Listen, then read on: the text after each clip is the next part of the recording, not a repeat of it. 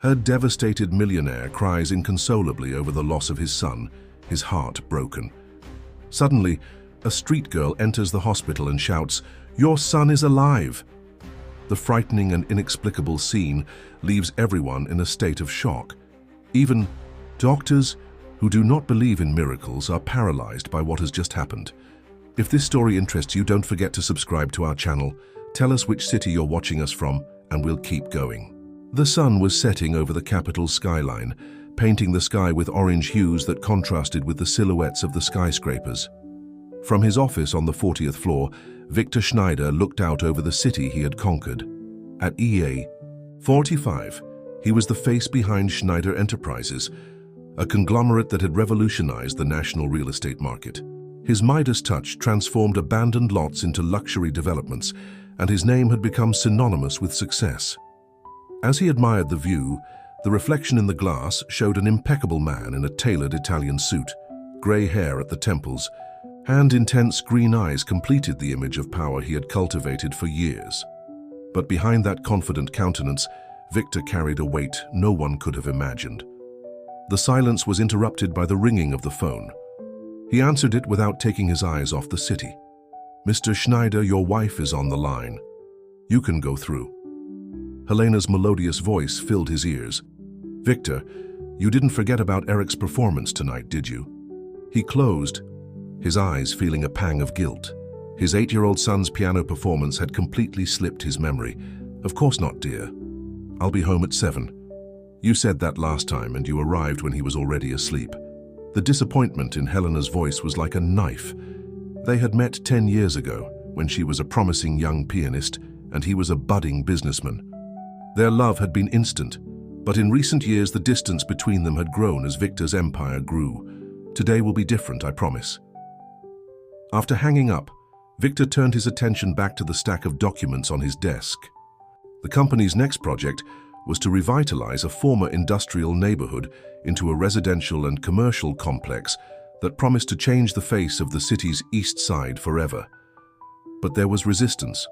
Longtime residents, small business owners and social activists were protesting what they called predatory gentrification. Among his main opponents was Andreas, his own younger brother. Always in his shadow, Andreas had chosen a different path, becoming a lawyer for social causes and a staunch defender of the less fortunate. The irony was not lost on Victor. While he was building his fortunes, his brother was fighting to protect those who felt wronged by people like him. 3 soft knocks on the door pulled him out of his thoughts. Ingrid, his younger sister, and the company's CFO walked in with a folder in her hands and a worried look on her face. "The numbers from the last quarter, Victor. They are not encouraging."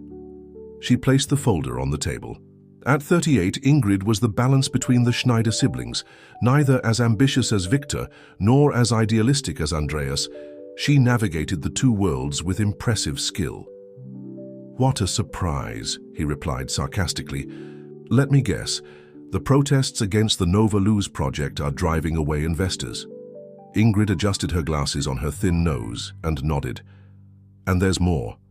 Andreas filed an injunction to suspend the works until a new social impact study is carried out."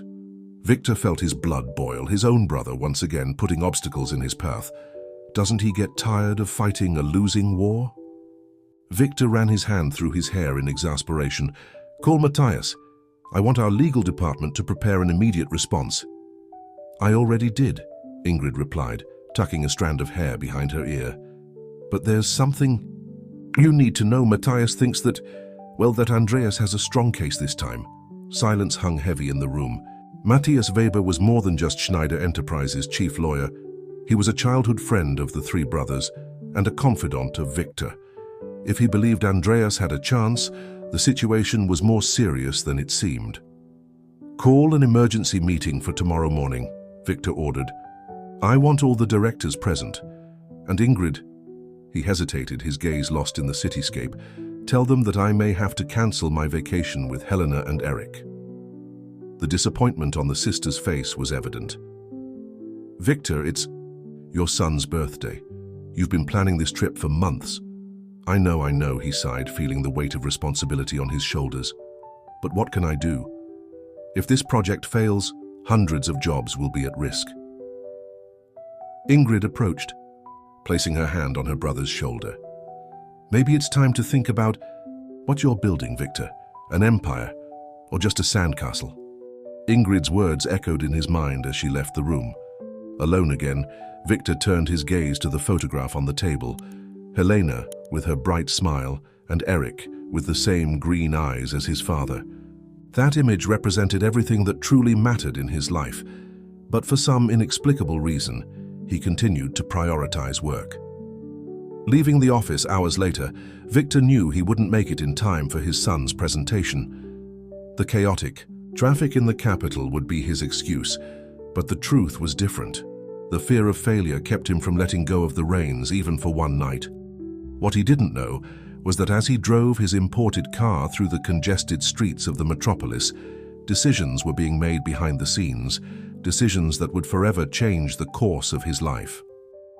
Somewhere in the city, Andreas was looking at a photograph of his nephew Eric and whispering to himself, "Sorry kid, but your father needs to be taught a lesson." That night, when he finally arrived home, he found only silence.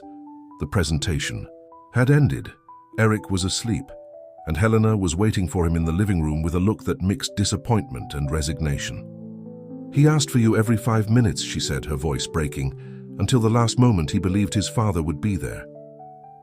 Victor dropped his briefcase on the sofa and loosened his tie, feeling the weight of guilt. "Helena, Don't say you tried," she interrupted him. "Not this time, Victor. The truth is you didn't try hard enough." The words hit Victor like a punch. Deep down, he knew she was right. While building an empire meant for his son, he was missing out on the most precious moments of his childhood. "I'll make it up to you, I promise." Helena looked at him with teary eyes. Some things can't be made up for, Victor. Some memories once lost never come back. What neither of them knew at the time was that those words carried a much darker omen than they could have imagined. In less than 24 hours, the perfect life Victor had built would begin to crumble, and he would discover in the most painful way possible that his true test would not be in business, but in his ability to fight for what truly mattered. The next morning dawned with a light rain that blurred the city's contours. Victor woke up earlier than usual, determined to make up for his absence the night before. He prepared Eric's special breakfast, animal-shaped pancakes and hot chocolate with marshmallows. It was a small gesture, but he hoped it would be enough to begin repairing the damage. When Eric came downstairs, still in his pajamas, his sleepy eyes widened when he saw his father in the kitchen. The boy ran and threw himself into Victor's arms. "Dad, you're home." That sincere hug made Victor feel an even sharper pang of remorse. How could he have neglected something so precious? "And not only am I home, I also made your favorite breakfast," he said, lifting his son in his arms. "And today, I'm going to take you to school." Eric smiled, showing the little gap where a baby tooth was missing. "Seriously? And the company?" "The company can wait. Today is our day." Helena watched the scene from the kitchen doorway, a mixture of relief and skepticism in her eyes. How many times had Victor made similar promises only to break them? At the first ring of the phone? The drive to school was filled with Eric's excited stories about his friends, the music teacher who had complimented his performance, and how he was looking forward to the upcoming vacation the following week. Victor listened with genuine attention, realizing how many details of his son's life he had missed because he had been so caught up in meetings and projects. "And Uncle Andreas said he'll teach me how to swim when we go to the beach," Eric exclaimed enthusiastically. Victor felt uncomfortable when he heard his brother's name. He didn't know that Andreas had talked to Eric about the trip. "Did your Uncle Andreas talk to you about this?" "Yes. He came to see me at the presentation yesterday. He said he's very proud of me and that he has a surprise for my birthday." The information fell like a stone in Victor's stomach. While he was missing his appointment with his son, his brother, the same one who was trying to sabotage his business, was taking advantage of the opportunity to strengthen ties with Eric. The idea of Andreas cultivating his son's affection caused him a mixture of anger and insecurity. As he said goodbye to Eric at the school gate, Victor made a promise to himself. He would never let anything or anyone come between him and his family again. He would start delegating more responsibilities at the company and prioritize spending time with Helena and Eric. However, as soon as he got into the car, his cell phone vibrated. It was Matthias, the lawyer. "Victor, we need to talk urgently." "It's not about the project. It's something personal." There was something in Matthias's voice that sent a chill down Victor's spine. "What happened?" "I can't talk on the phone. Meet me at the office in half an hour." The drive to the office seemed endless. Victor's mind was racing with possibilities, none of them exciting. When he finally entered the conference room, he found not only Matthias but also Ingrid and, surprisingly, Andreas. "What's going on here?" he asked, looking between the three of them. Ingrid's eyes were red, as if she had been crying. Matthias looked uncomfortable, avoiding her gaze.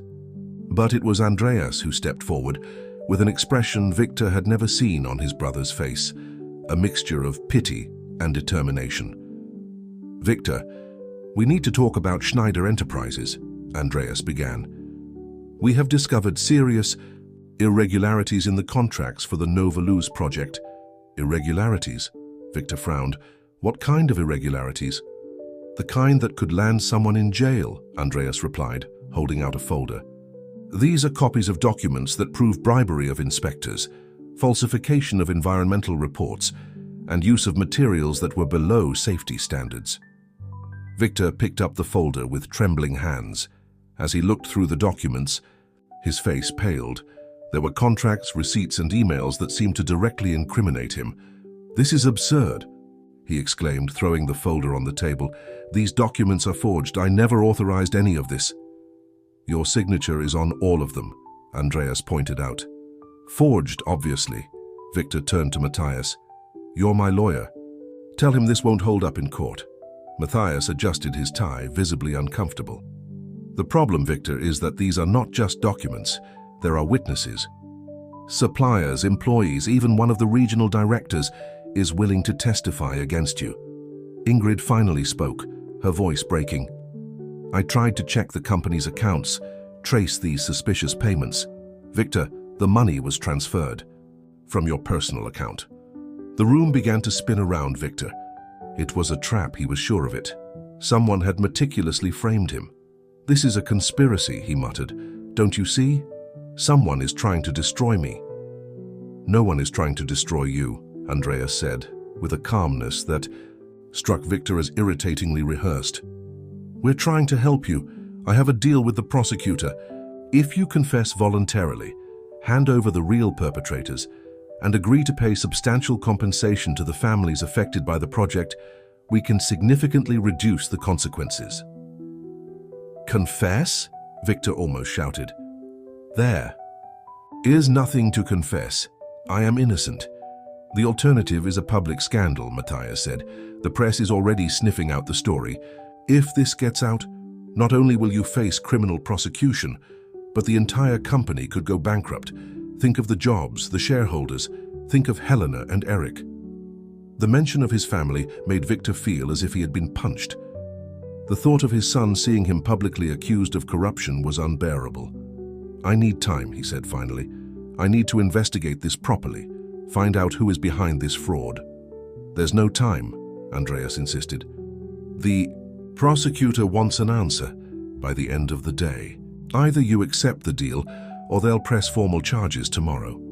Victor looked to Ingrid for support, but she looked away. His own blood was leaving him. "I'm going to call Helena," he said, picking up his cell phone. "I need to talk to her before I make any decisions."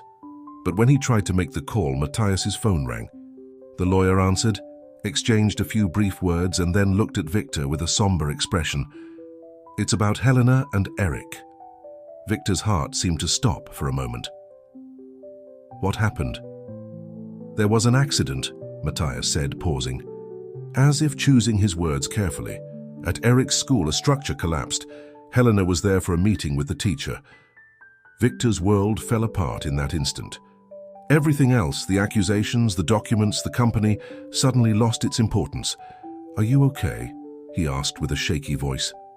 Matthias exchanged a look with Andreas before replying, "Helena is hospitalized, but stable.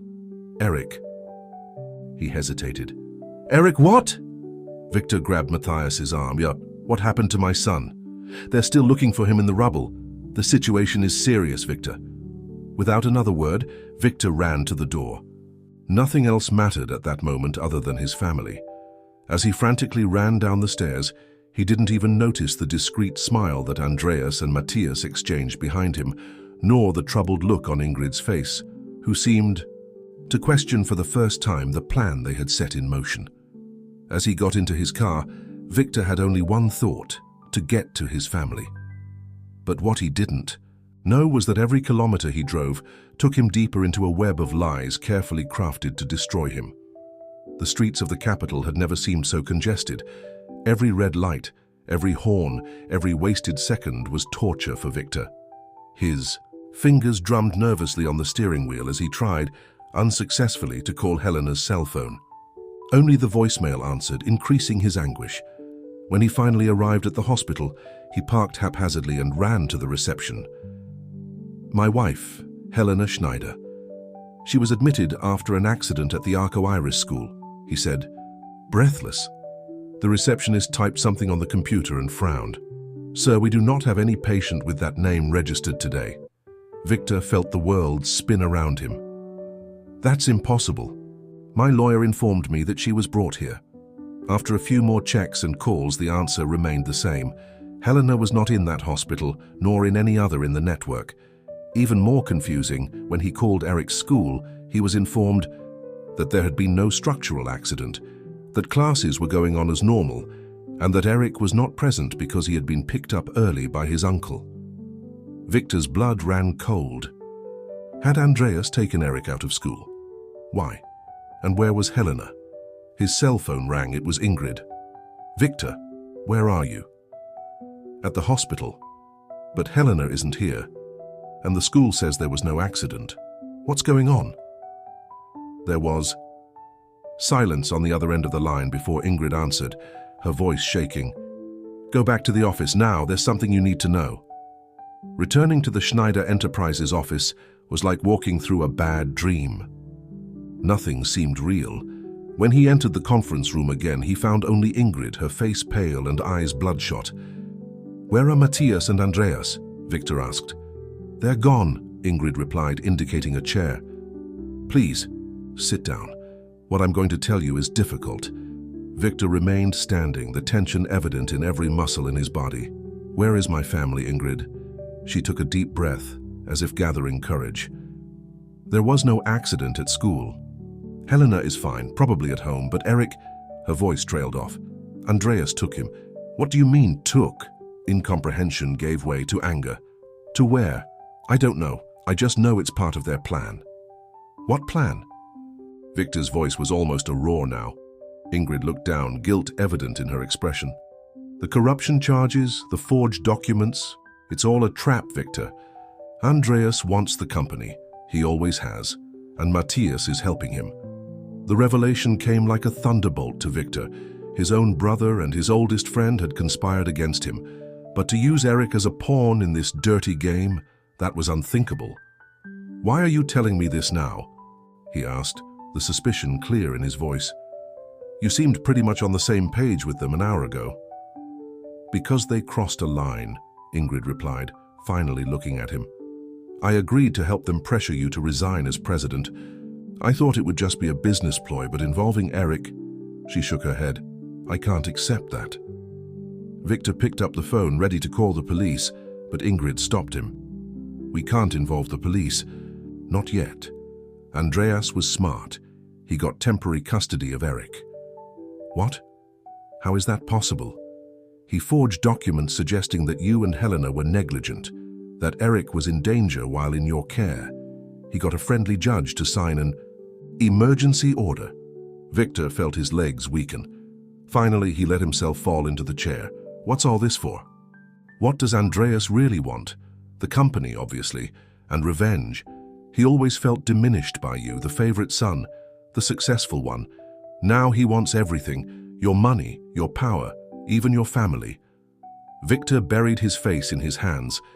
How had he not noticed the hatred growing inside his own brother? And Matthias? Why would he participate in this? Ingrid hesitated, discomfort visible in her eyes. Matthias has always been in love with Helena. Since before you two got married, he never got over the fact that she chose you. The revelation was like a knife stab. Matthias, her childhood friend, her confidant, the man she considered almost a brother, had been harboring these feelings for Helena all these years. The pieces of the puzzle were beginning to fit together in a painfully clear way. "I need to find my son," Victor said, standing up, "and I need to warn Helena." As he left the room, Ingrid called him. "Victor, there's one more thing. Next week, while you're both traveling, Andreas plans to call an extraordinary board meeting. Without you present and with forged documents, he intends to take control of the company." Victor nodded. Business, which had always been his priority, now seemed insignificant compared to the safety of his family. Still, he would not allow his empire to be stolen. When he arrived home, he found Helena in the living room, seemingly oblivious to everything that was happening. She looked up from the book she was reading and smiled, although her smile faded when she saw her husband's tormented expression. "What happened?" she asked, putting the book aside. Victor sat beside her, holding her hands. "Helena, Eric is with Andreas. How to explain that his own brother had kidnapped their son using the legal system as a weapon? He manipulated documents, got a temporary restraining order to take Eric away from us." Helena turned pale. "What are you talking about? Eric is at school. I dropped him off this morning." "Andreas came looking for him. This is all part of a plan to get me out of the company, to destroy me." As he explained everything he had discovered, Victor saw Helena's face change from disbelief to horror, and finally, to determination. "Let's go get our son," she said, standing up. "Now." But it wouldn't be that simple. When they called Andreas, they were greeted with calculated coldness. "Eric is safe with me. The judge granted temporary custody because he believes you pose a risk to him. If you try anything, it will be worse." "Andreas, he's my son," Helena cried, desperation evident in her voice. "How can you do this to us? To Eric?" "You should have thought of that before you married a criminal, Helena." Andreas's voice was icy. "Victor has put lives at risk with his corrupt practices. Eric deserves better." After the call, Helena broke down in tears in Victor's arms. Despair had given way to deep sadness. "Why is he doing this? What did we do to deserve such cruelty?" Victor had no answers, only the certainty that they needed to act quickly. As he comforted his wife, his cell phone vibrated with a message from Ingrid. "I found out where Andreas is keeping Eric, a house on the coast. I sent you the address, be careful." Hope was reborn in Victor's chest. They would get his son back no matter the cost. As Helena packed a small suitcase, he made a call he never imagined he would have to make. To Stefan Menezes, a private detective who had worked on cases for the company in the past. "Menezes, I need your help. It's a family emergency." Across the city, in a luxurious apartment overlooking Ibirapuera Park, Andreas smiled as he hung up the phone after his conversation with Victor and Helena. Beside him, Matthias poured 2 glasses of champagne. "They fit perfectly," Andreas said, accepting the cup. "Soon everything that was his will be mine." Matthias did not share the same enthusiasm. His gaze was distant, thoughtful. "What about the boy? Eric shouldn't be involved in this." "It's only temporary," Andreas replied, unconcerned. "As soon as Victor signs the waiver and transfers his shares, the boy will return to his parents." "What if he doesn't sign?" Andreas stared at Matthias, a dangerous glint in his eyes. "He'll sign it. A father will do anything for his children, right?" What Andreas didn't know was that, while celebrating his apparent victory, Ingrid had decided to change sides, and that Victor Schneider, when it came to the safety of his family, was capable of things no one could imagine. The road to the coast had never seemed so long. The sky, which had been cloudy in the morning, was now pouring down torrential rain that drastically reduced visibility. Victor drove with his hands tightly on the steering wheel, the tension visible in every muscle of his face. Helena, at his sighed, alternated between moments of anguished silence and whispered prayers. "He must be so scared," she murmured, looking out the window at the raindrops running down like tears. "Eric is afraid of thunder." Victor squeezed her hand. "We'll bring him back, Helena, today." In the back seat, Stevan Menezes, the private detective, was checking the equipment he had brought: a long-range camera, a listening device, and a laptop. At 50 years old, and with a background in the federal police, Menezes had the kind of experience the situation required. "We need to be strategic," he said. "If your brother really did get a restraining order, confronting him directly could make the situation worse." "What kind of judge would grant temporary custody without even hearing us out?" Helena asked, indignation evident in her voice. "A corrupt or misguided judge," the detective replied. "Either way, our goal is to document that Eric is being held against his will and in inappropriate conditions. That would nullify the court order immediately." As they neared the coast, Victor couldn't help but wonder how things had gotten this far. He had always known that Andreas harbored resentment, that he felt overshadowed by his older brother's success. But to orchestrate such an elaborate and cruel coup? What had happened to the idealistic boy who dreamed of changing the world? Her thoughts were interrupted when Helena's cell phone rang. It was an unknown number. "Answer on speakerphone," instructed Menezes. Helena obeyed, her heart racing. "Hello? Mrs. Schneider?" A young, hesitant female voice sounded over the loudspeaker. "My name is Katerina. I work for your brother-in-law, Andreas, as a nanny." Helena and Victor exchanged alarmed looks. "Are you with Eric?" Helena asked, unable to hide the anxiety in her voice. "Is he okay?" "Yes, he is with me now. Physically he is fine, but very scared and confused. He keeps asking about you." A sob escaped Helena's lips. Victor's jaw clenched, anger rising within him. "Why are you calling us, Katerina?" he asked. There was a pause on the other end of the line. "Because that's not right. Dr. Andreas told me that you were negligent parents, that there was evidence of abuse. But Eric only speaks well of you, shows so much love. And I overheard a conversation between Dr. Andreas and Dr. Matthias. They were talking about using Eric to force a signature on some document." "Where are you exactly?" Menezes intervened. "In a house in Praia da Enseada. Large 2-story with a blue wall and a wooden gate. Number 237. "Katerina, we need your help," Helena said. "We're on our way, but if Andreas finds out..." "He left with Dr. Matthias about 20 minutes ago. They said they were going to a nearby town for a meeting and wouldn't be back until tonight. Can I let you see Eric? He needs his parents." Tears of relief streamed down Helena's face. Victor felt a glimmer of hope for the first time since it all began. "We're coming. Don't tell anyone."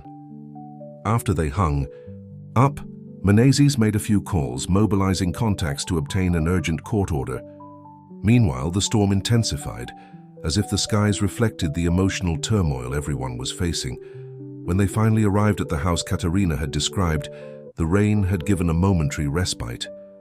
The imposing and isolated residence was at the end of a tree-lined street overlooking the sea. "I'll stay in the car," Menezes said. "If anything seems suspicious, I'll come out immediately to help. Keep your cell phones on." Victor and Helena approached the gate with their hearts pounding. Before they could even ring the bell, they saw a young woman opening a side door. Katerina, they assumed, a young woman of no more than 25 with her hair tied back in a ponytail and watchful eyes. "Hurry up," she whispered, indicating the entrance. "We don't know how much time we have." They had barely entered the side corridor when they heard, "Mom? Dad?" Eric stood at the top of a small indoor staircase, his eyes wide with surprise and joy. In an instant, the boy ran down the steps and threw himself into his parents' arms. The three of them hugged each other tightly, tears flowing freely. "I knew you would come for me," Eric exclaimed. "Uncle Andreas said you were away, that you couldn't take me with you, but I didn't believe him." Helena covered her son's face with kisses, checking for any injuries, any signs of mistreatment. "We're here now, my love. We're going to take you home." Eric hugged his mother tightly and then looked at his father. "Dad, why did Uncle Andreas lie to me?" He said you had done bad things, that he needed to stay away from you for a while. The innocence of the question pierced Victor's heart like a blade. How could he explain betrayal and greed to an 8-year-old child? Sometimes, Eric, people make bad choices for reasons they think are right. Your uncle, he's confused right now. Katerina, who had been watching the scene with a mixture of excitement and nervousness, suddenly became alert. "I heard a car," she whispered, alarmed. "They shouldn't be back so soon." Victor and Helena exchanged panicked glances. They couldn't just take Eric and run. With the court order, they would be charged with kidnapping. "We have to hide," Victor decided. "Menezes is still working on the counter-order." Katerina quickly led them to an upstairs office, closing the door behind them. "Stay here. I'll try to find out what's going on." The minutes that followed were filled with absolute tension. Eric, feeling the gravity of the situation, remained silent, clinging to his mother. Victor approached the window, trying to see what was happening. Outside, "It's Andreas," he whispered, "and Matthias is with him." The office door opened abruptly. Katerina walked in, pale. "You need to leave now. They're furious. I think they know you're here." "What?" Helena asked, hugging Eric tighter. "I don't know.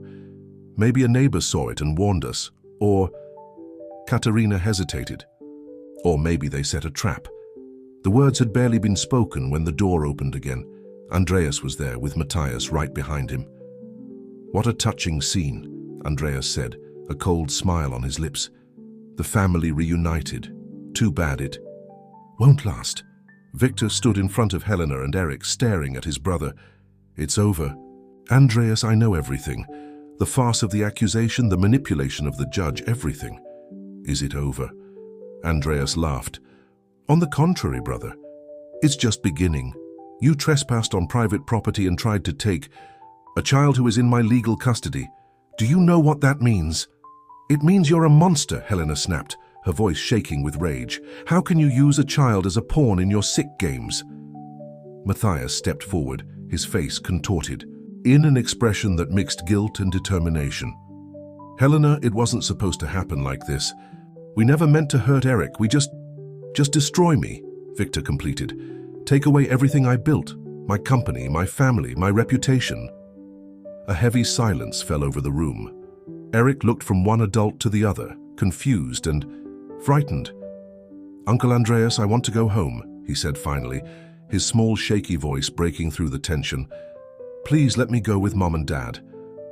Something in Andreas's gaze wavered as he looked at his nephew. For a brief moment, the mask of coldness fell, revealing a glimmer of doubt. It was at that moment that the sound of sirens cut through the air. So many sirens.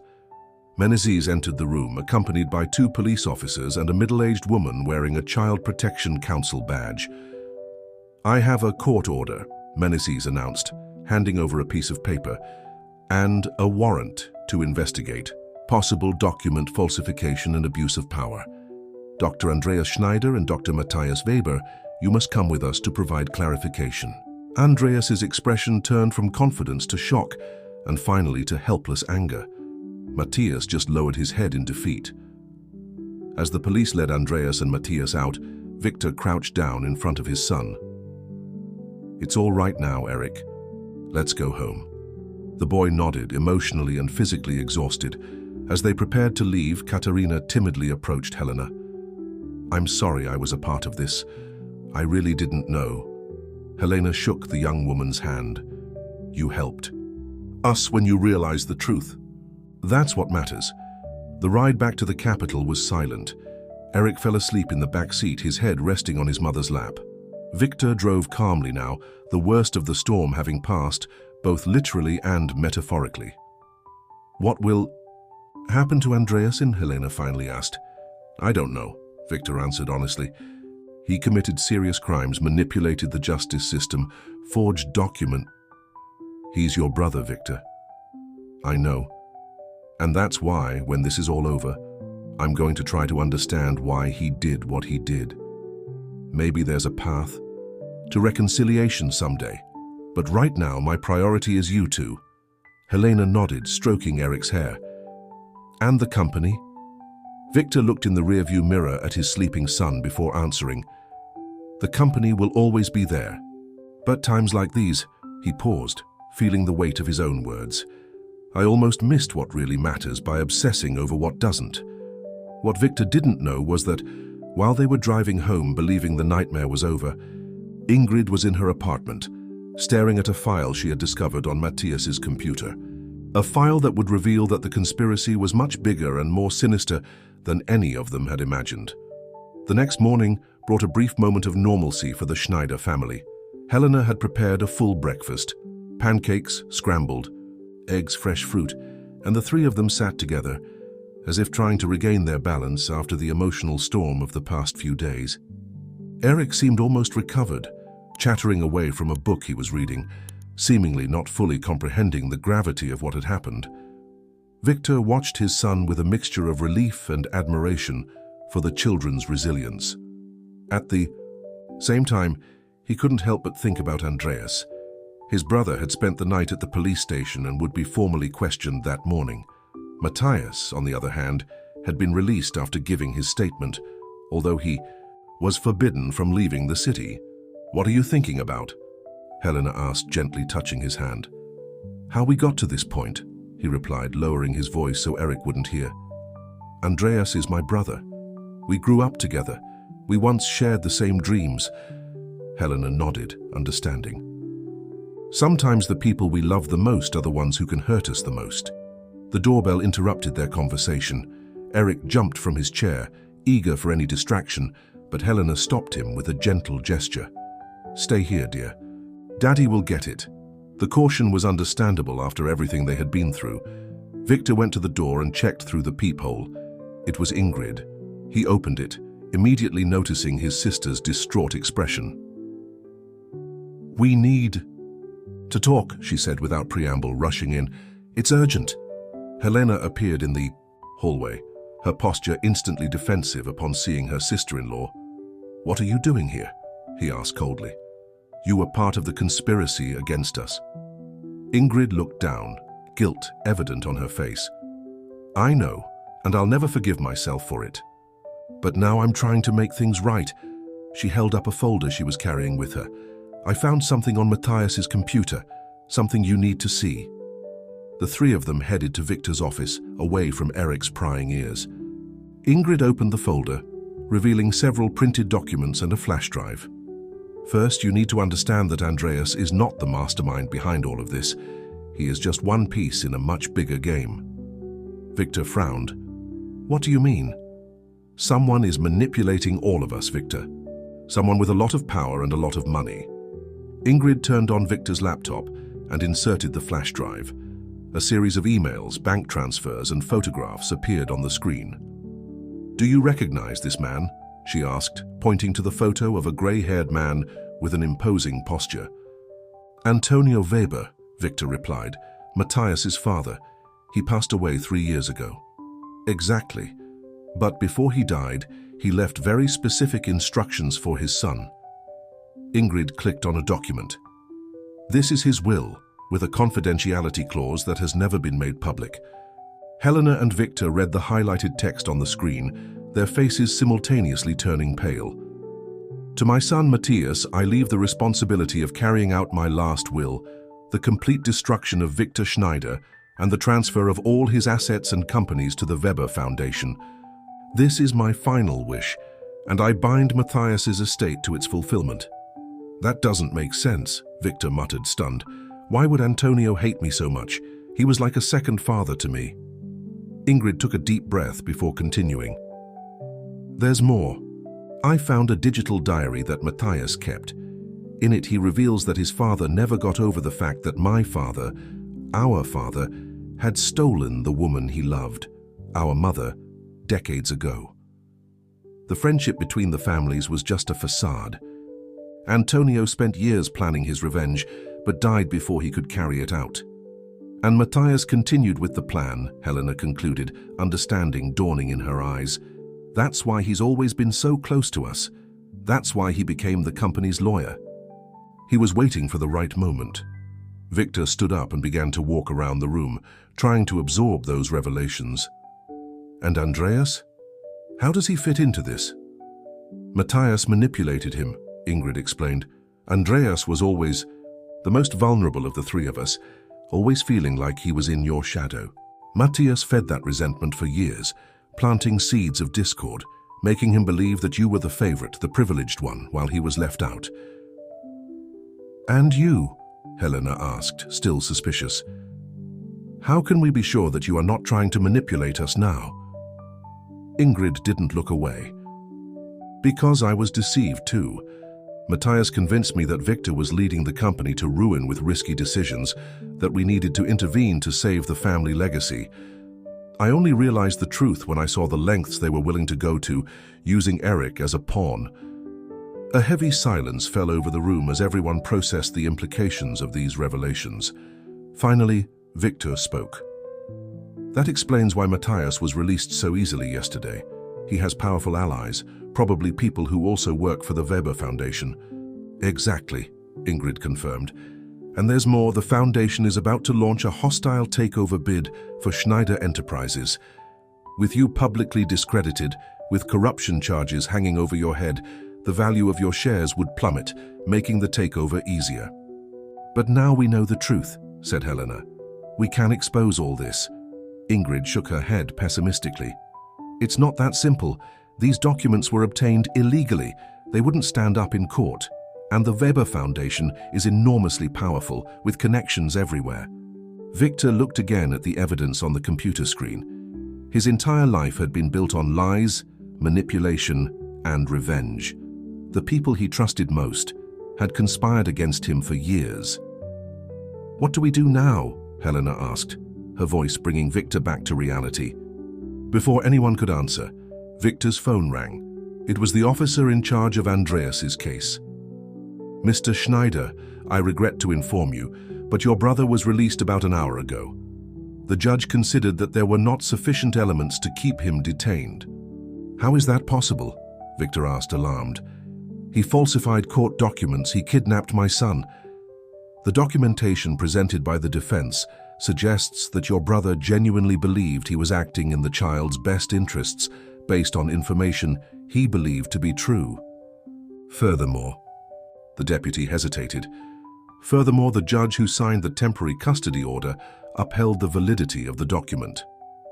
The judge is involved, Victor said after hanging up. Andreas is free. Ingrid didn't seem surprised. The Weber Foundation's influence is extensive. We need to be smarter than them. You need to get out of town, Helena suggested suddenly. You and Eric, go somewhere safe while we sort this out. Victor shook his head. I won't run away.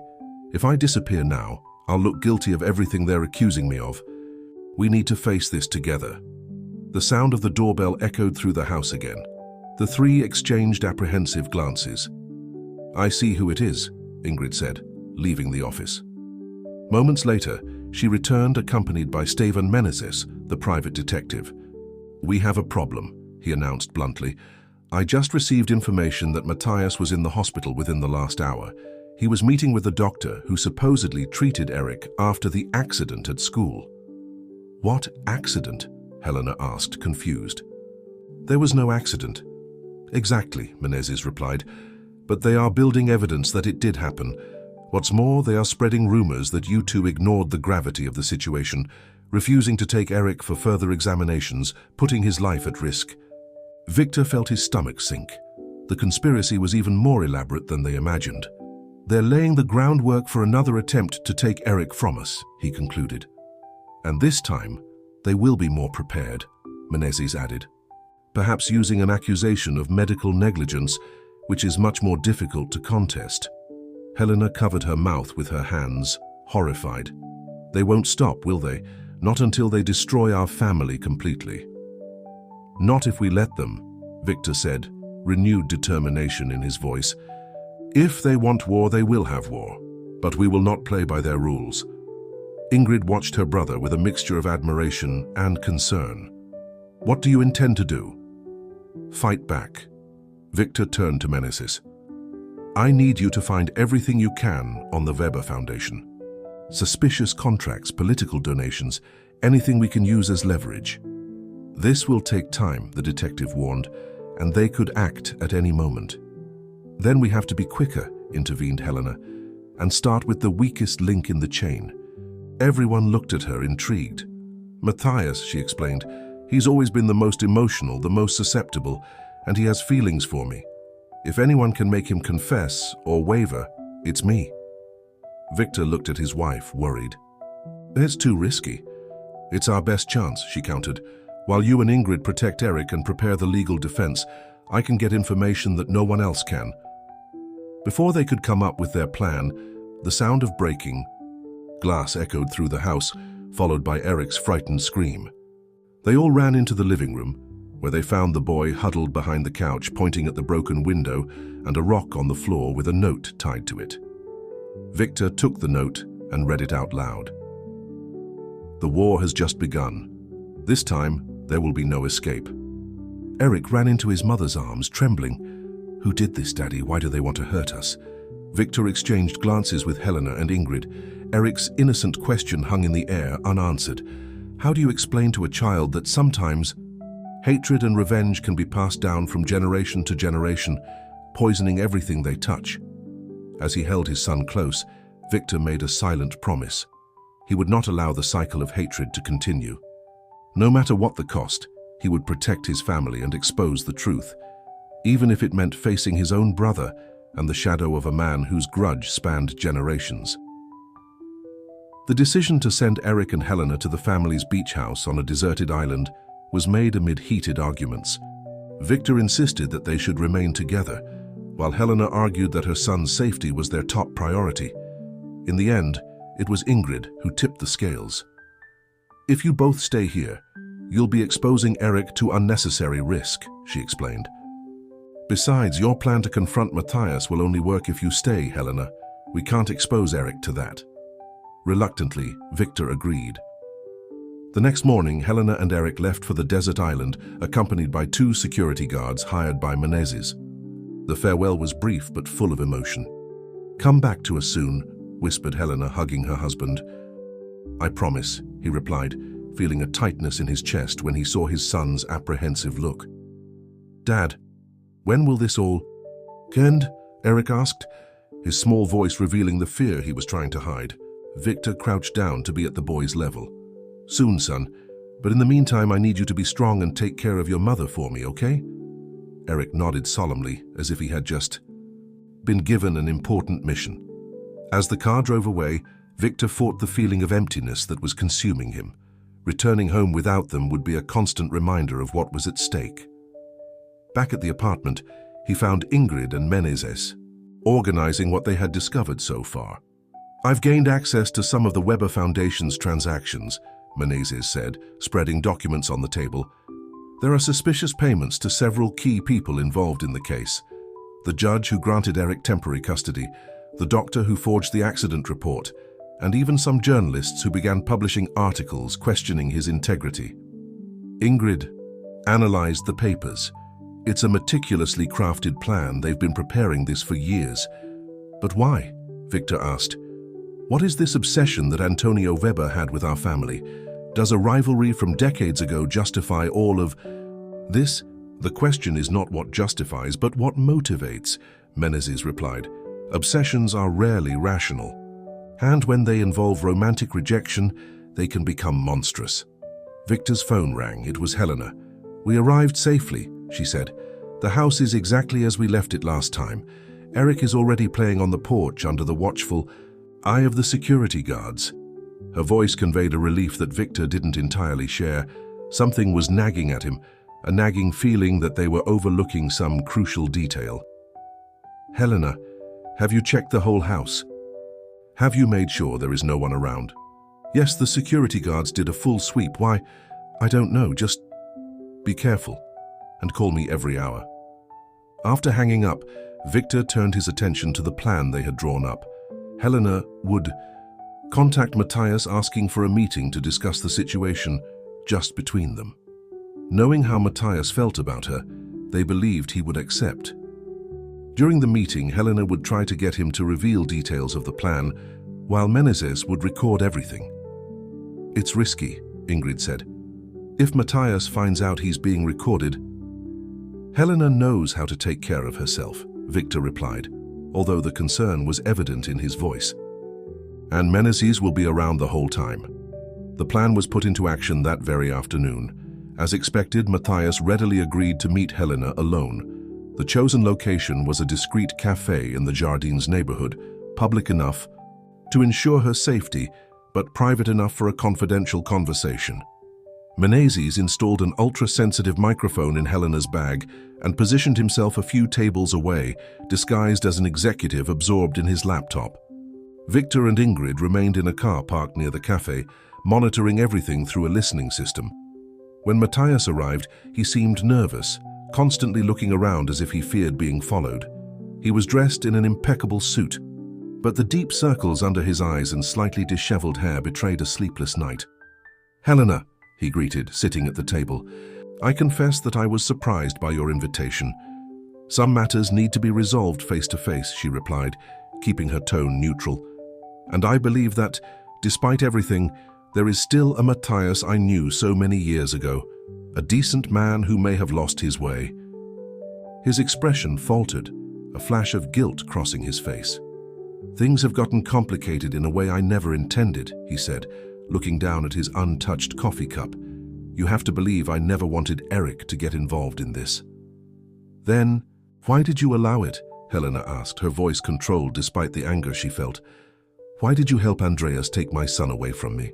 Matthias ran his hand through his hair, visibly disturbed. "You don't understand. There are things at stake that go beyond what I can explain." "Try it," Helena challenged, "because from my perspective, you and Andreas conspired to destroy my family out of pure evil." "It's not mean," Matthias exclaimed, almost dropping his cup. He composed himself, lowering his voice. "It's complicated. My father—" "Oh, your father has been dead for 3 years, Matthias," Helena interrupted. "Is this his revenge or yours?" The direct question seemed to unsettle him. Matthias looked at Helena with a surprised expression. "You know, about the will. About your father's obsession with our family? Yes, we know." Matthias turned pale. "How? Does it matter?" Helena leaned across the table, moving closer to him. "What matters is that you still have a choice. You can stop this now before more people get hurt." In the car, Victor and Ingrid listened intently. When Matthias mentioned the will, Ingrid whispered, "He's confirming everything, that's something." "That's not enough," Victor replied. "We need him to explicitly incriminate Andreas and the Foundation." In the cafe, Matthias seemed to be fighting an internal battle. Finally, he spoke. "It's not that simple, Helena. If I don't follow my father's instructions, I'll lose everything. The inheritance, the position in the Foundation, everything. And is that worth it? Destroying innocent lives for money?" "It's not just money." Matthias banged on the table, drawing curious glances. Again he lowered his voice. "It's my father's legacy. It's complicated." Helena watched him for a moment, feeling a mixture of pity and repulsion. "You loved him very much, didn't you? Even though you knew what kind of man he was." "You didn't know him," Matthias defended. "Not like I did. He had his reasons." "Order the destruction of our family?" Helena challenged. "What reasons would justify that?" Matthias closed his eyes, as if the next words caused him physical pain. "Your father-in-law, Victor's father, he and my father were best friends, you know, until everything changed when they met Elisa, Victor's mother. They both fell in love with her, but she chose Steven. My father never got over it. He spent decades watching their happiness, pretending everything was fine, building his own empire, and scheming. Revenge for unrequited love?" Helena shook her head in disbelief. "That's crazy." "For him, it was justice," Matthias replied. "Steven stole the love of his life. So my father decided he would steal everything Steven held dear, the empire he built for his son, and the family happiness that should have been his." In the car, Victor felt stunned by the revelations. He had never suspected that his kind, Uncle Antonio, as he had called Matthias's father in childhood, would harbor such hatred for his family. "That explains his insistence on staying close to us all these years," Ingrid murmured. "He was just waiting for the right moment." Back At the cafe, Helena continued her attack. And you, Matthias? Are you also motivated by unrequited love? Is that why you hate me so much? The question hit Matthias like a physical blow. I never hated you, Helena. On the contrary. He didn't finish the sentence, but it wasn't necessary. His eyes said it all. Then why are you doing this to us? Why help Andreas take Eric away from us? It wasn't supposed to be like this, Matthias exclaimed in frustration. The original plan was just to destabilize Victor through the company, tarnish his reputation, force him to sell his shares. But Andreas, he went too far. When he proposed using Eric, I hesitated, but he insisted that it was the only way to break Victor completely, and you agreed.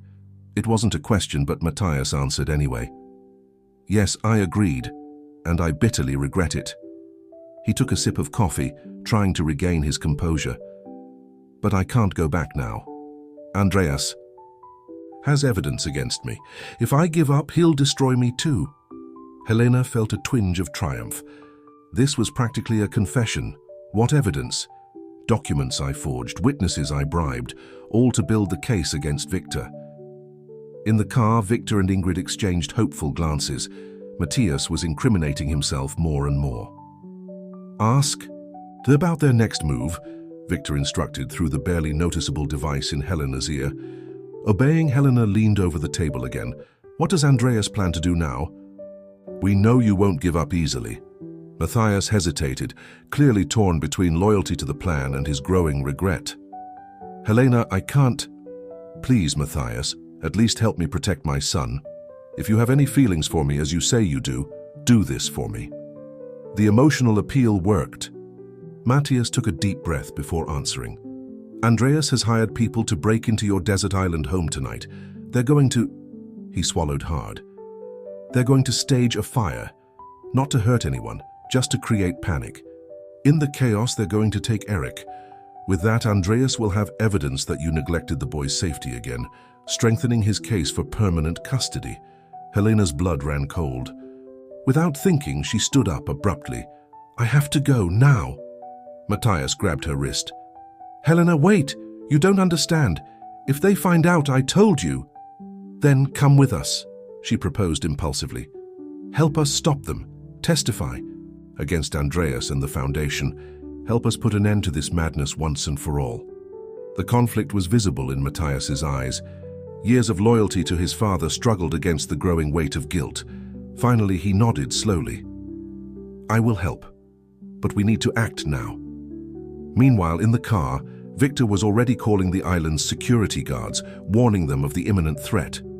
At the same time, Ingrid was contacting local authorities, using her connections to secure immediate police protection for the house. When Helena and Matthias arrived at the car, accompanied by Menezes, the plan was already underway. The security guards have been alerted, Victor said, and the police are on their way to the house. If anyone tries anything, they'll be caught red-handed. Matthias looked simultaneously relieved and terrified. Andreas won't give up easily, and when he finds out that I betrayed him... You did the right thing, Helena said, touching his arm gently. Finally. Victor's phone rang. It was one of the island's security guards. Mr. Schneider, we have identified 3 suspicious men near the house. The police have already been called, but they have not arrived yet. And my wife and son? Victor asked, his heart racing. There, safe in the back room as instructed. We'll hold our position until reinforcements arrive. After hanging up, Victor stared at Matthias with a mixture of anger and reluctant gratitude. Looks like you were right. They really were going to try something tonight. I never doubted it, Matthias replied grimly. I know Andreas too well, and I know what the Foundation is capable of. What now? Ingrid asked. Even if we avoid tonight's attack, that doesn't end the threat. No, Victor agreed, but now we have something we didn't have before: evidence and testimony. Everyone looked at the recorder that Menezes held triumphantly. Every word crystal clear, confirmed the detective. We have enough to begin dismantling this conspiracy. Matthias looked like a man who had just jumped off a cliff, terrified of the fall, but also experiencing a strange sense of freedom. "I'll tell you everything," he said. "Every detail of the plan, every person involved. And then maybe I can begin to make amends for the harm I've done." As the car drove through the streets of the capital, Victor felt that, for the first time in days, the scales were beginning to tip in his favor. The web of lies was slowly unraveling. However, one worry persisted in his mind. Helena and Eric were still in danger, and Andreas, when cornered, would be more dangerous than ever. Dawn arrived with a phone call that made Victor wake up with a start. It was Helena, her voice trembling with relief and exhaustion. "It's over," she said. "The police arrested the 3 men who were trying to get close to the house. They confessed everything as soon as they were questioned. It seems Andreas didn't pay enough for their loyalty." Victor closed his eyes, allowing himself a brief moment of relief. "How is Eric?" "Finally asleep. I told him it was just a safety exercise so he wouldn't get scared." "You were brilliant, Helena, in everything." There was a brief silence before she replied, "I think we should go back to the capital tomorrow. Staying here isolated won't solve anything. We need to face this head on." Victor agreed. The plan they had devised during the night, with the help of Matthias's revelations, required everyone's presence. After hanging up, he found Ingrid in the living room of the apartment, still working on the documents spread out on the table. Matthias had been taken to a secure hotel under Menezes' watch. The lawyer had promised to draw up a full complaint detailing all the illegal actions of the Weber Foundation and Andreas's involvement. "Any news?" Ingrid asked, looking up from her stacks of papers. "Helena and Eric are fine. They'll be back tomorrow." Victor poured himself a cup of coffee before continuing. "And the meeting with the company's board? Confirmed for 10 o'clock. All directors and major shareholders will be present, including Andreas?" Ingrid nodded. "He doesn't yet know that we've lost control of the narrative. For him, the attempted invasion of the island failed, but the main plan is still on track." Victor gazed at the dark liquid in his cup. "It's hard to believe it's come to this. That my own brother." "Andreas has always been the weakest of the 3 of us," Ingrid said with a sigh, "the most susceptible to manipulation. Matthias and the Weber Foundation have simply exploited a wound that already existed." "A wound I helped create," Victor acknowledged. Always so focused on the empire he was building, I never realized how much Andreas felt excluded, diminished. That doesn't justify what he did. "No, but maybe it will explain." Morning came quickly. Helena and Eric returned, escorted by the same security guards who had prevented the attack on the house. The reunion was emotional, with Eric running into his father's arms as soon as he entered the apartment. "Dad, you won't believe it. There were police everywhere, and the bad guys were arrested, and it was just like in an action movie." Victor hugged his son tightly, exchanging a bittersweet look with Helena. For Eric, it was all just a great adventure. God willing, he would never understand the true gravity of what had happened. "Is everyone ready?" Menezes asked, entering the room accompanied by Matthias, who seemed to have aged 10 years in a single night. Helena approached, adjusting Victor's tie. "Are you sure you want to do it like this? We could just hand the evidence over to the police, let them handle everything." "No," Victor replied firmly. "This is about more than legal justice. It's about family, about corrupt legacies. I need to look Andreas in the eye when the truth comes out." They left Eric in the care of a trusted nanny and headed to the Schneider Enterprises headquarters. The imposing glass and steel edifice that Victor had built over decades now seemed strangely alien, as if it too had been corrupted by the conspiracy. The boardroom was full when they arrived. Directors, shareholders, lawyers, all summoned to what they believed would be an extraordinary meeting about the future of the company, amid the accusations against its founder. Andreas was already there, sitting at the head of the table, the seat traditionally occupied by Victor, with an expression of confidence that wavered momentarily when he saw his brother enter, accompanied by Matthias. "Victor," Andreas greeted, quickly regaining his composure. "I didn't expect you to be here today. The circumstances are delicate." I imagine so, Victor replied, calmly walking up to the table, especially when you're about to steal your own brother's company. A murmur ran through the room. Andreas forced a conciliatory smile. No one is stealing anything. This meeting has been called to discuss the future of Schneider Enterprises in light of the serious allegations against you. Accusations, I might add, that have come to light through a variety of channels, not just me. Channels that you and the Weber Foundation created, financed, and manipulated, Victor replied, keeping his voice calm. The mention of the foundation made Andreas pale slightly. I don't know what you're talking about. No? Victor gestured to Menezes, who activated a projector. On the screen appeared documents, bank transfers, and, even more incriminating, excerpts of the recording of Matthias's conversation with Helena. Matthias's voice echoed through the room. Andreas has hired people to break into your island home tonight. They'll set it on fire. In the chaos, they'll take Eric. The silence that followed was deafening. All eyes turned to Andreas, whose face turned from white to red. It's a setup, he stammered, standing up. Matthias is clearly being coerced. I'm not, Matthias replied, stepping forward. Every word on that recording is true, as are all the documents we forged together to incriminate Victor, documents I now have in my possession, with his fingerprints and signatures on them. Andreas looked at Matthias as if he had been stabbed in the back. You betrayed me, he hissed. After everything we've done, everything we've planned. I betrayed myself first by participating in this madness, Matthias replied. And now I'm trying to make amends. Victor signaled for them to continue the presentation. More documents appeared on the screen. Antonio Weber's will with the secrecy clause, transactions between the foundation and key people involved in the case, and finally, the police report on the attempted break-in with the confessions of the men hired by Andreas. As the evidence piled up, Andreas seemed to slump in his chair, his arrogance giving way to despair. The directors and shareholders watched in astonishment, some expressing outrage, others shock. One of them, Martin Bauer, one of the company's oldest investors, finally spoke up. This is monstrous, using a child as part of a corporate vendetta. Andreas, how could you? You don't understand, Andreas said, his voice shaking with suppressed anger. Victor always had it all. He was always the favorite, the brilliant one, the chosen one, while I was just a shadow.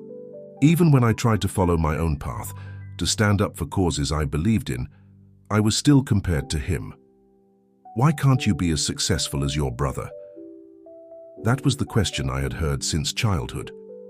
And that justifies what you did, Ingrid asked. Betraying your own family? Traumatizing your nephew? You participated too, Andreas accused, pointing at his sister. Don't you come playing the saint now? Yes, I did, Ingrid admitted, and I will. Carry that guilt forever. But I never agreed with using Eric as a pawn in this sick game. There are limits, Andreas. As the argument raged on, Victor remained strangely calm.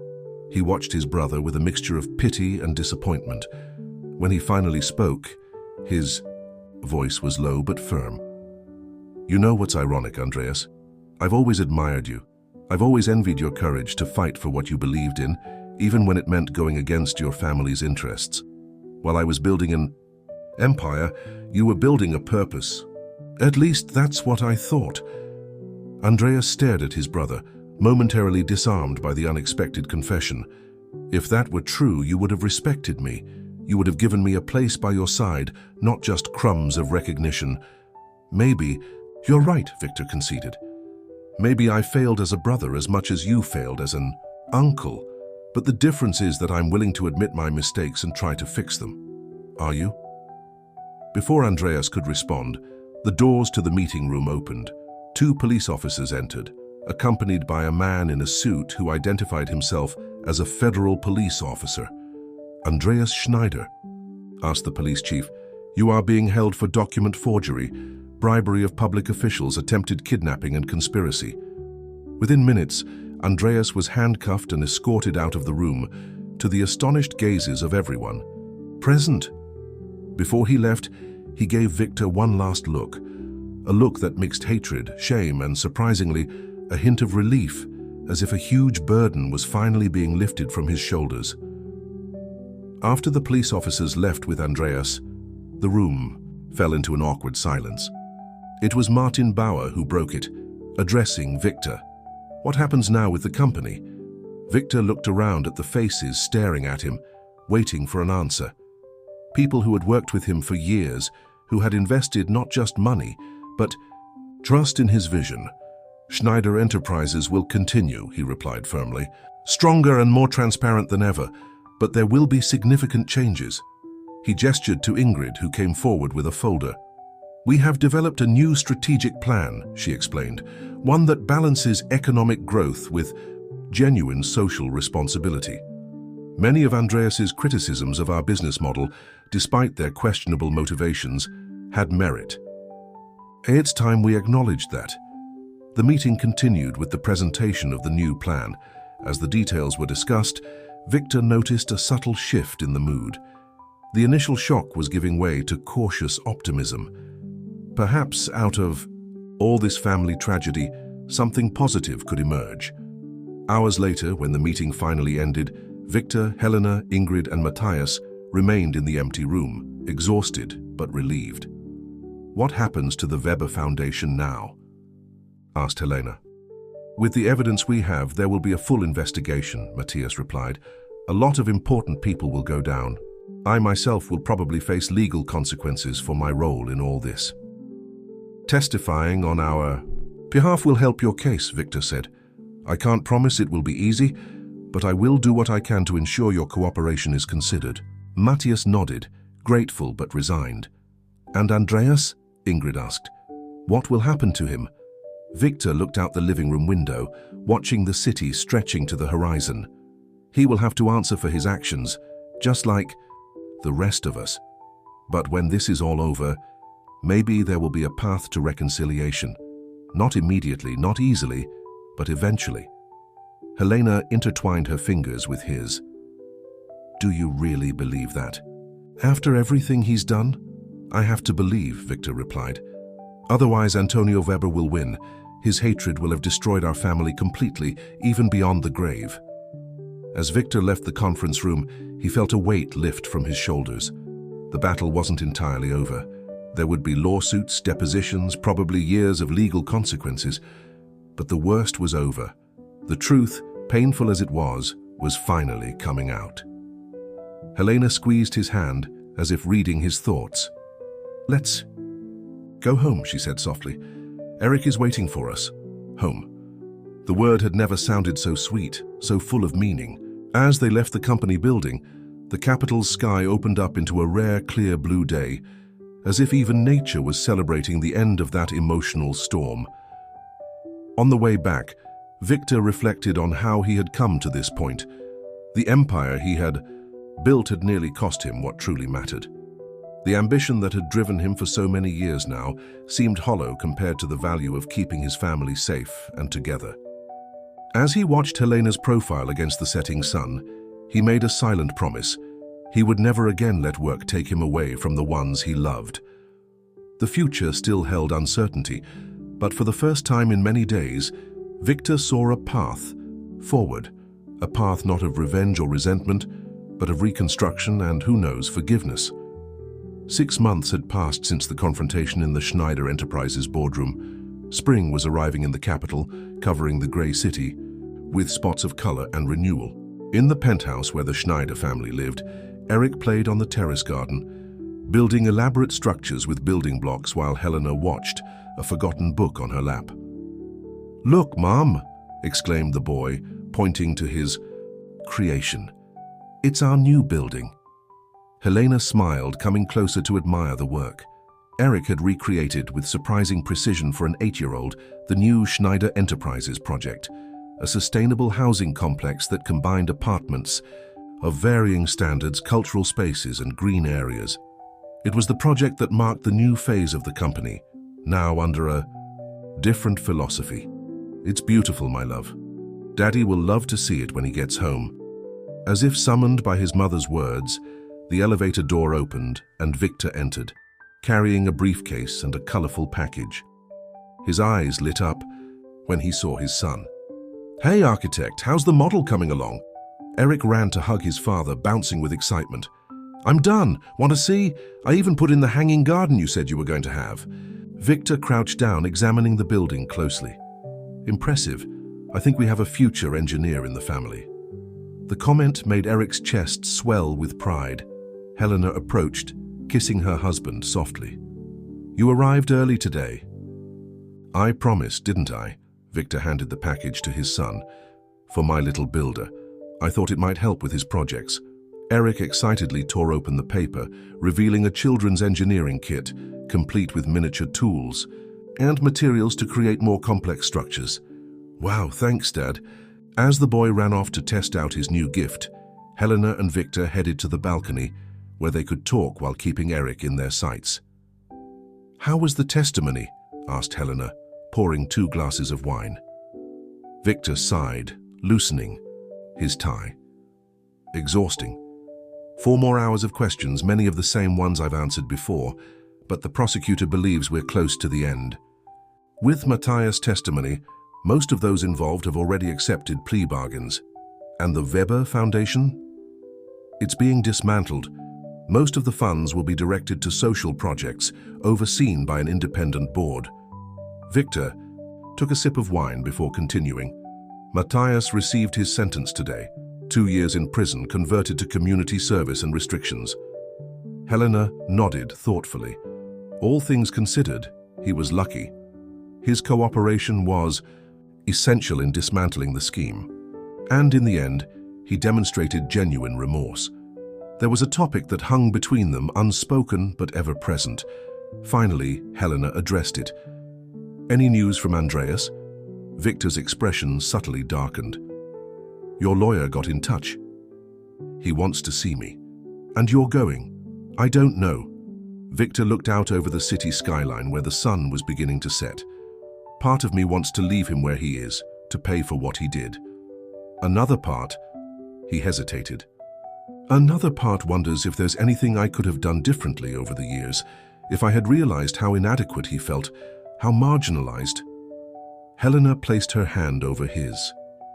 "Don't beat yourself up over it. Andreas made his choices. Yes, there may have been complicated family dynamics, but nothing justifies what he did." "I know. Still." The ringing of the telephone interrupted the conversation. It was Ingrid, with news about the company's reorganization. The implementation of the new business model was moving forward, with promising preliminary results. Investors, initially skeptical, were beginning to see the value of a more balanced approach between profit and social responsibility. "The initial results of the pilot project in the East Zone have exceeded expectations," reported Ingrid. "The community is engaged, and we already have a waiting list for affordable apartments." It was a project that embodied many of the legitimate criticisms Andreas had always made of Schneider Enterprises' ventures. Ironically, his ideas were now being implemented in his absence. "And the cultural center?" Victor asked, referring to another component of the project, a space dedicated to local artists and educational activities. "The works are well underway. We should open next month. By the way, Katerina is doing an incredible job as coordinator." Katerina, the young woman who had helped Helena and Victor reunite with Eric during the kidnapping on the coast, was now part of the company's team. Her experience as an educator and her knowledge of the community's needs made her perfect for the role. After hanging up, Victor turned to Helena. "I'm going to visit Andreas tomorrow." She nodded, showing no surprise. "Do you want me to come with you?" "No. It's something I need to do alone." The next day dawned cloudy, matching Victor's somber mood as he drove to the prison. In the 6 months since Andreas's arrest, they had not exchanged a single word. Now, finally, he felt ready for this meeting. The visiting procedure was impersonal and cold. Identification, search, escort through grey corridors to a visiting room with metal tables bolted to the floor. Victor waited, feeling the weight of the situation with each passing second. When Andreas finally entered, Victor almost didn't recognize him. His brother had always been elegant, haughty, with an air of superiority that irritated and impressed, in equal measure. The man who now sat across from him seemed to have shrunk, his once arrogant eyes now downcast and evasive. "Thank you for coming," Andreas said, after a long silence. "Why did you call me here?" Victor asked directly. Andreas finally looked up. "I need to say something I should have said a long time ago." His voice cracked slightly. "I'm so sorry. Deeply." Victor studied his brother's face, searching for signs of manipulation of the old calculating Andreas, but all he saw was exhaustion and seemingly genuine regret. "You tried to destroy my life, Andreas. You used my son as a pawn in a sick game of revenge. How do you expect me to believe in your repentance?" "I don't hope so," Andreas replied, with surprising honesty. "I know words mean nothing after what I've done, but I had to say it anyway." Another silence settled between them, fraught with decades of rivalry, resentment, and despite it all, a family bond that refused to die completely. "The worst thing," Andreas continued, his voice low, "is that I really believed I was doing the right thing at first. I convinced myself that you were corrupt, that you were hurting people with your ventures. The truth is, I wanted to believe that, because it was easier than admitting my own jealousy, my own inadequacy." "When did this start?" Victor asked. "This hatred for me?" Andreas thought for a moment. "I don't know if it was ever really hate. It was more in a frustration, growing up being compared to you, always measured by your standards. 'Why can't you be more like your brother?' was the constant refrain of my childhood." Victor felt a pang of recognition. How many times had he heard his parents praise his achievements while expressing disappointment in Andreas's choices? And then, when I tried to do something on my own, to follow my own convictions, Andreas shook his head. "Even then, it was always Victor Schneider's rebellious brother, never just myself." "So the solution was to destroy me?" Victor asked, although his voice now contained more sadness than anger. "There was no rational solution," Andreas admitted. "I was lost, vulnerable. When Matthias came along with the plan, with all that fabricated evidence, it was like someone finally validated what I'd always felt, that you didn't deserve the success you'd had." He paused, swallowing hard. "But involving Eric, that was unforgivable. When I saw the fear in his eyes, I knew what I'd become." Victor watched his brother for a long moment. The resentment was still there, the wound still raw, but something else was emerging now. Understanding. Not absolution, but the beginning of understanding. "We're implementing some of your ideas in the company," he said finally. "The East Zone project, the cultural center, the partnership with local cooperatives. You've always been right about the need for more inclusive development." Andreas's eyes widened in surprise. "True?" Victor nodded. His criticisms, despite their questionable motivations, had merit. They always did. A guard approached, indicating that time was running out. Andreas looked momentarily panicked, as if he had more to say, but didn't know where to begin. "Victor, I know I don't deserve forgiveness. I know what I did was unforgivable. But I need you to know that I never really meant to hurt Eric. He's just a child, my nephew." "This isn't about earning forgiveness," Victor interrupted, standing up. "This is about what we choose to do from now on. You'll have plenty of time here to reflect on your choices, and when you get out, maybe we can start over." It was not a promise of reconciliation, merely an admission of the possibility. But to Andreas, who had expected only condemnation, it was more than he had dared hope for. Tears welled in his eyes, unexpected and real. "Thank you for coming," he repeated, his voice breaking. As Victor left the prison, he felt something shift inside him. The hatred he had carried for months had not disappeared, but it seemed less dominant now, as if it had lost some of its power. In its place was a deeper understanding of human frailty, including his own. Driving home, he reflected on the cycles of hurt that had been perpetuated through the generations. Antonio Weber, consumed by the resentment of unrequited love, had planted the seed that had poisoned Matthias. Matthias, in turn, had fed Andreas's simmering resentment, and Andreas had nearly destroyed Eric, perpetuating the cycle. It ends here, Victor decided. Not with easy forgiveness or convenient forgetfulness, but with a determination to break the chain of bitterness before it could reach the next generation. When he arrived home, he found Helena and Eric in the garden, planting flowers in small pots. The domesticity of the scene struck him with unexpected force, the simplicity of the moment contrasting with the complexity of what he had just experienced. "How was it?" asked Helena, looking up. Victor hesitated, searching for the right words. Difficult, painful, necessary. He ran his hand through Eric's hair, who smiled at him. "But I think it was a start." Helena nodded, understanding what he was not saying. The road to true reconciliation, if it were possible at all, would be long and arduous. But the first step had been taken. "Dad, look what I planted," Eric exclaimed, showing a small pot where a delicate seedling was beginning to sprout. "The teacher said it will grow and become huge." Victor crouched down to examine the plant. "It's a strong seed," he said, smiling at his son. "It just needs care, son, and time to grow." The words echoed beyond the garden, carrying a meaning that only Helena could grasp. She laced her fingers through his, a silent gesture of support and understanding. That night, as Eric slept and the city pulsed outside, Victor contemplated the future that was unfolding before him. A future not of business empires built on relationships, but of balance and presence, of lessons learned in the most painful way possible. "What are you thinking about?" asked Helena, finding him on the balcony. "How I almost lost everything that mattered chasing what I thought I wanted."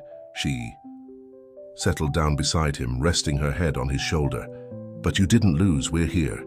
And so are you." Victor hugged her, feeling gratitude fill the spaces that had previously been occupied by boundless ambition. His company continued, transformed but strong. His family was safe. And perhaps, one day, even the broken ties with Andreas could be re-established not as before, but in a new, more authentic way. In the next room, Eric slept peacefully, oblivious to the complex emotions stirring in his father's heart. For him, the world had returned to normal, a place where he felt safe and loved, where he built buildings with colored blocks and planted seeds that would grow over time. In that childlike simplicity, Victor found profound wisdom. Life rarely offered guarantees or perfect resolutions.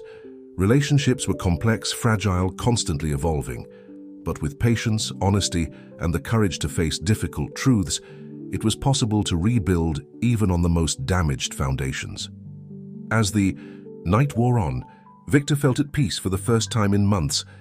Tomorrow would bring its own challenges, its own uncertainties, but for now it was enough to know that they were together, that they had weathered the storm, and that the future, though uncertain, held the promise of renewal. Like the small seed Eric had planted, they too would grow, not despite the hardships they faced, but in some ways because of them.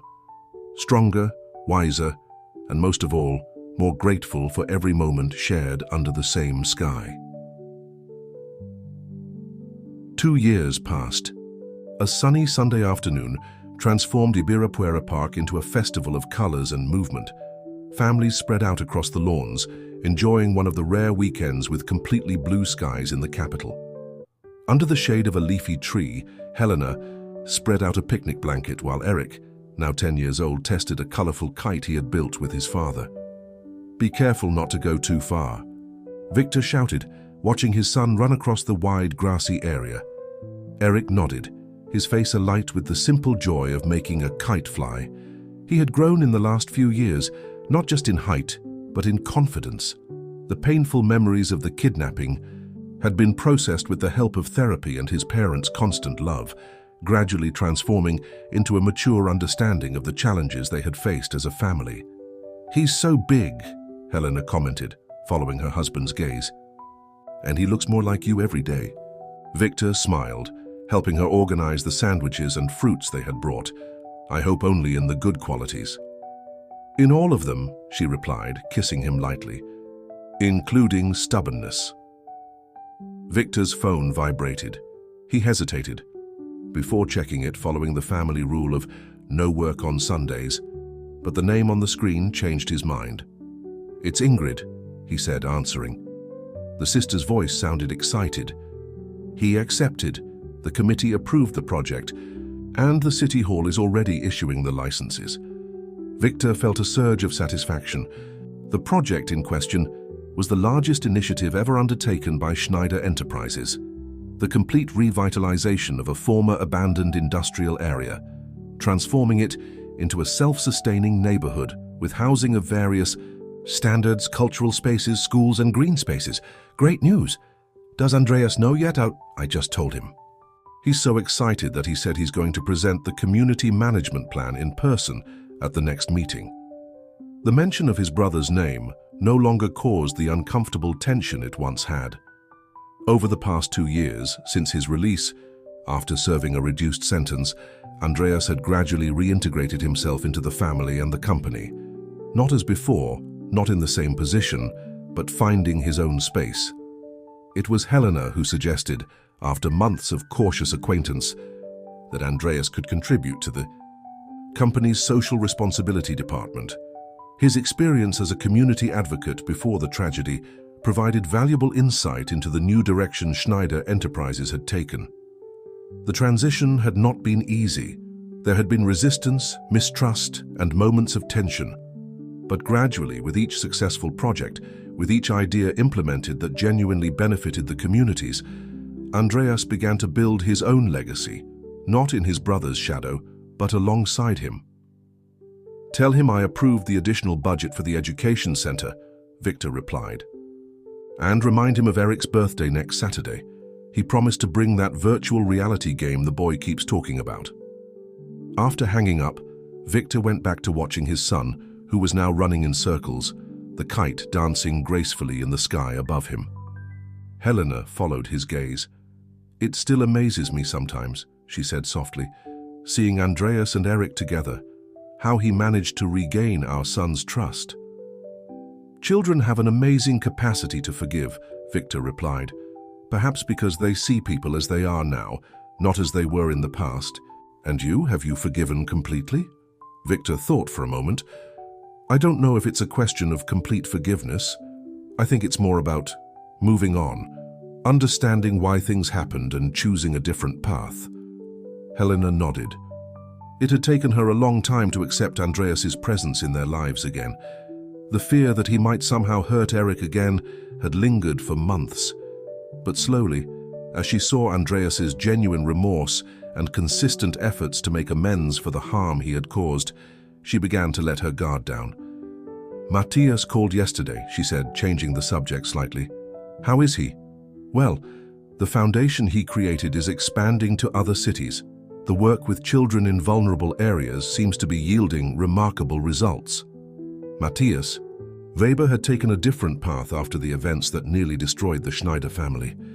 After serving his community service sentence, he decided to use what was left of his inheritance to found an organization dedicated to providing education and opportunities for children from underprivileged communities.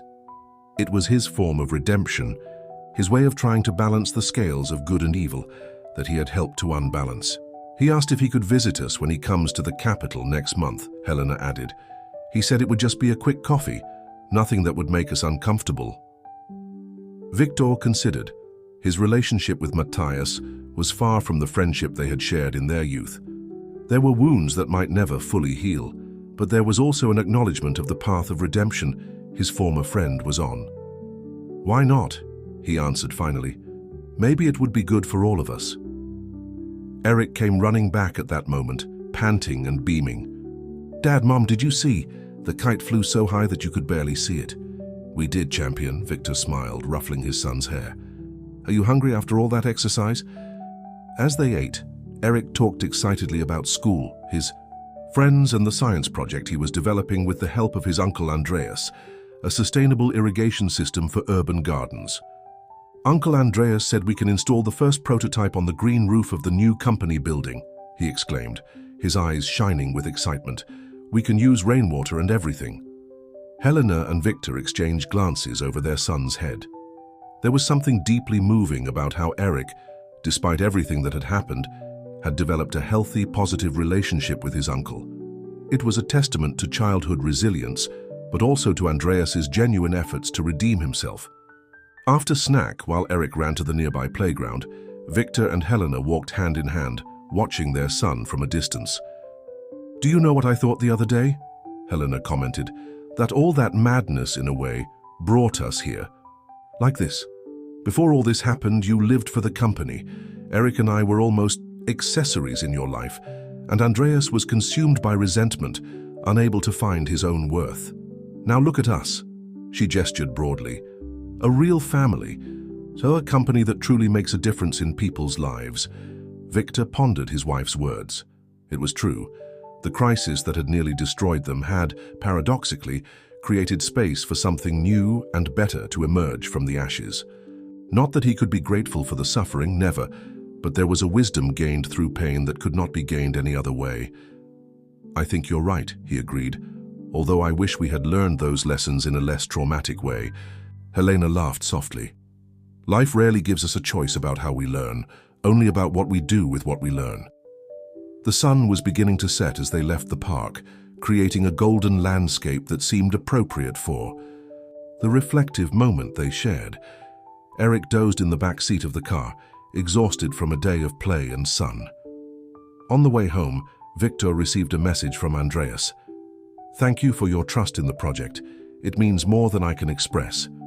Simple, sincere, without the drama or intensity that had once marked their exchanges. That night, while Helena worked on her compositions at the piano, she had resumed the musical career she had interrupted years before. Victor sat on the rooftop balcony, watching the lights of the capital. The city that had been the scene of so many personal dramas now seemed like a vast living organism, pulsating with millions of stories simultaneously, of which his was just one. He thought about how his vision had changed. Before, he saw the city as a chessboard on which he moved his business pieces.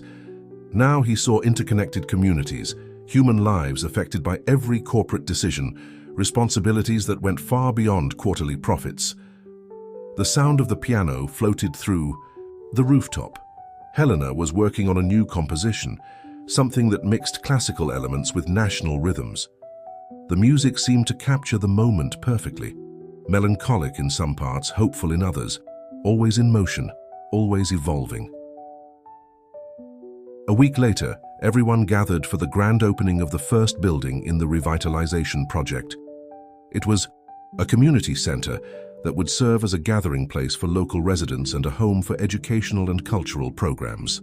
The ceremony was deliberately low-key, no politicians making speeches or big media coverage, just the people who really mattered, the local community, the project team, and of course, the family. Ingrid, now CEO of Schneider Enterprises, while Victor was chairman of the board, led the presentations. Andreas spoke briefly about the social programs that would be implemented.